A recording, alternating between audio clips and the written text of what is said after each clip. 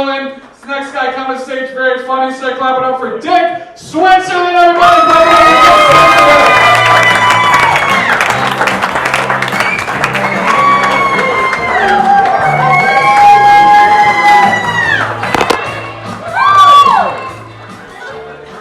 How's everyone doing? Having a good time? Right? Thanks for coming out and supporting local comedy, by the way.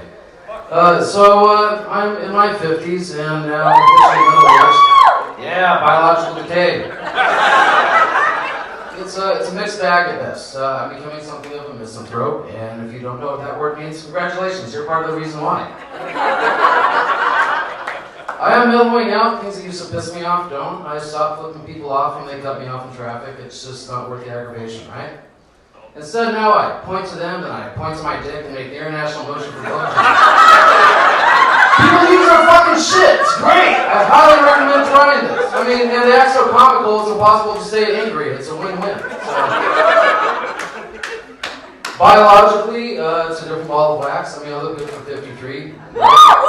Thanks. But inside, it's a flaming bag of shit. Don't plot too soon.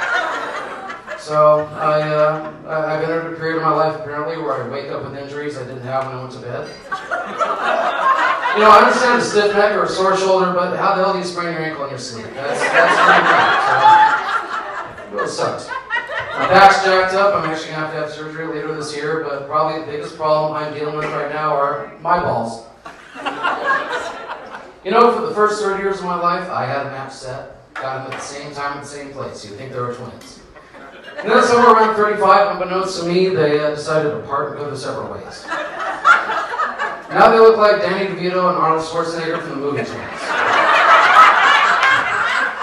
The big one keeps telling me I really should go see my doctor first thing in the morning, but you know, the little one's so cute, I just know I probably won't. Of course, another reason I've delayed doing this is I'm afraid that I'll be told I have cancer. And I'm sure you guys have heard a cancer patient talk about their experience, right? It's always my cancer, my chemo, my treatment, me. Don't worry, when they finally flatline, the sound changes. It's more like, me. I've learned a few things in my middle age, things I can share with you guys to help you out. For instance, ladies, you should know that you can tell a lot about a guy by how he simulates a sarcastic jerk-off motion. Seriously, some guys are just way too enthusiastic about it. I mean, there's a point at which it stops being sarcasm and just becomes practice. You're like putting in the reps, you know? I've learned that duct tape really can fix anything wrong with your car, from a leaky radiator hose to that body in the trunk that just won't shut up. That's for all you future serial killers. You're welcome. I've also learned that it's true. It's no use crying over spilled milk. You know, at least I think that's what was leaking out of my anus after I got the program as abducted by aliens last week. Nice, right? They told me they were doing it for scientific research. At least that's why I think they were telling me. My Spanish is still kind of rusty. So what else? Mass shootings seem to be in the news every day, and you know, it got me wondering, you guys think that Charles Manson's hands are cold enough and dead enough now we just pry those guns right out? I mean, it's been like 15 years, right? I mean, you're going to snap off a desiccated finger or two, but you got to break a couple eggs to make an omelet, right? Some comfort, all right, you know, guys, don't worry. It's not an anti-gun joke. To the contrary, I'm simply suggesting there might be an overlooked opportunity for some free guns. Who doesn't like a good bargain, right? See, it's a grave robbing joke.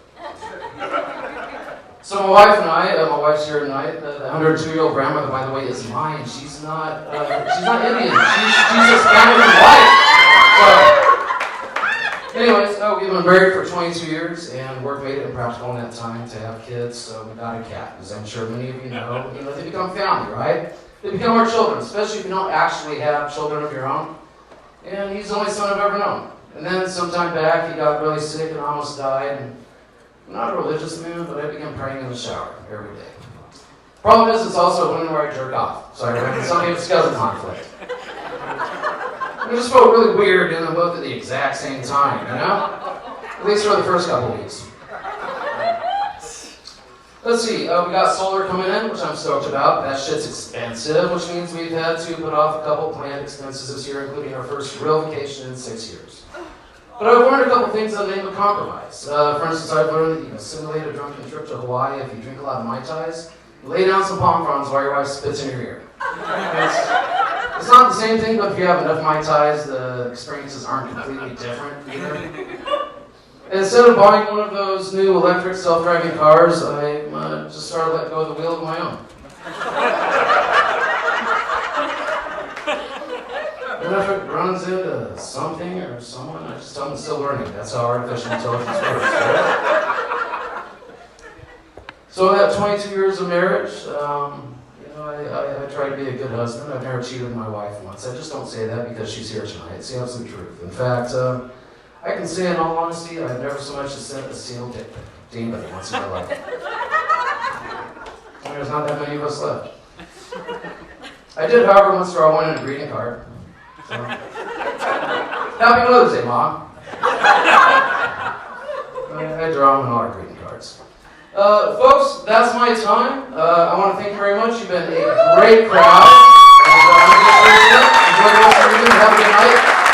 The next coming up, give a big hand to Alberto Mercado.